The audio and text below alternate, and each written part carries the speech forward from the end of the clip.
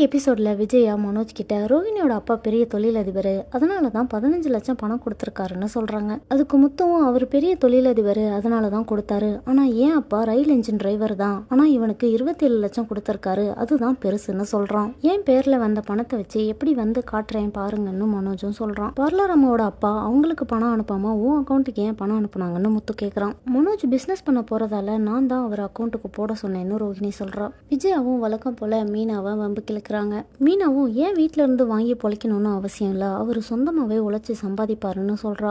ரோஹிணி மனோஜ் கிட்ட உன் அக்கௌண்ட்டுக்கு பணம் வந்துச்சுன்னு ஏன் சொன்ன, அப்படியே பணம் எப்படி வந்துச்சுன்னு போய் உளறிருன்னு கோவப்படுறா. முத்து கிட்ட கொஞ்சம் கேர்ஃபுல்லாவே இரு, அவன் உன்கிட்ட இருந்து உண்மையை வர வைக்கிறதுக்கு பேசி பார்ப்பான், உடனே நீ எதையும் சொல்லிடாதேன்னு ரோஹிணி சொல்றா. அதுக்கு மனோஜும் பணம் நம்ம கையில இருக்கிறதுனால தானே அவன் கேள்வி கேட்கறான், சீக்கிரமே செலவு பண்ணிடுவோம்னு சொல்றான். முத்து கேள்வி கேட்கறத ஆஃப் பண்ணணும்னா மீனா கிட்ட சொல்லிதான் ஆஃப் பண்ணணும்னு ரோஹிணி மீனாவை பார்க்க போறா. ரோஹிணி மீனா கிட்ட முத்து ஏன் எங்களையே சீண்டிட்டு இருக்காரு, காசு வந்ததுல பொறாமையா இருக்கான்னு கேக்குறா. மீனாவும் அவர் அப்படி பொறாமப்படுறவரெல்லாம் கிடையாது, அவரால மத்தவங்க வாழ்க்கைக்கு நல்லதுதான் நடந்திருக்கு, நீங்க இவ்வளவு கோவப்படுறத பார்த்தா உங்க அப்பா தான் அந்த பணத்தை அனுப்புனாரான்னு எனக்கே டவுட் வருதுன்னு மீனா சொல்றா.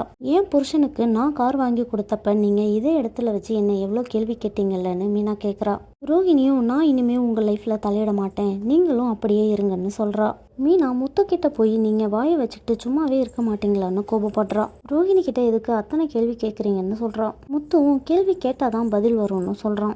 அவங்க விஷயத்துல தலையிடாதீங்க, நீங்க பேசிட்டு போயிடுவீங்க, ஆனா அத்தையும் ரோஹிணியும் ஏன் தலையை தான் உருட்டுவாங்கன்னு கோவப்படுறா. அந்த பார்லர் அம்மா உன்னை ஏதாவது கேட்டுச்சான்னு முத்து கோவப்படுறான். மீனாவும் இது வரைக்கும் நீங்க கேட்டது பத்தாதா, இனிமே நாம உண்டு நம்ம வேலை உண்டுன்னு இருக்கணும்னு சொல்றா. ரோஹிணியும் வித்யாவும் பேசிட்டு இருக்கிறத பார்த்துட்டு தினேஷ் அங்க வரான். ரோஹிணிக்கு ஒரு நாள் டைம் கொடுத்து 1 லட்சம் பணம் வேணும், இல்லாட்டி உங்க வீட்டுல வந்து உண்மையெல்லாம் சொல்லிடுவேன்னு மிரட்டுறான். ரோஹிணி வித்யா கிட்ட மனோஜ் கிட்ட ஏதாவது சொல்லி 1 லட்சம் பணம் வாங்கணும்னு சொல்லிட்டு இருக்கா. மனோஜ் ரோஹிணி கிட்ட இந்த பணத்தை வட்டிக்கு விடலாம்னு சொல்லிட்டு இருக்கான். இந்த விஷயத்த வச்சு ரோஹிணி மனோஜ் கிட்ட இருந்து 1 லட்சம் வாங்கிடலான்னு பிளான் பண்ணிட்டா. மனோஜ் கிட்ட எனக்கு 1 லட்சம் பணம் கொடுன்னு கேக்குறா. ரோஹிணி மனோஜ்க்கு 2000 வட்டி அனுப்பிட்டு 1 லட்சம் பணம் வாங்கிட்டா.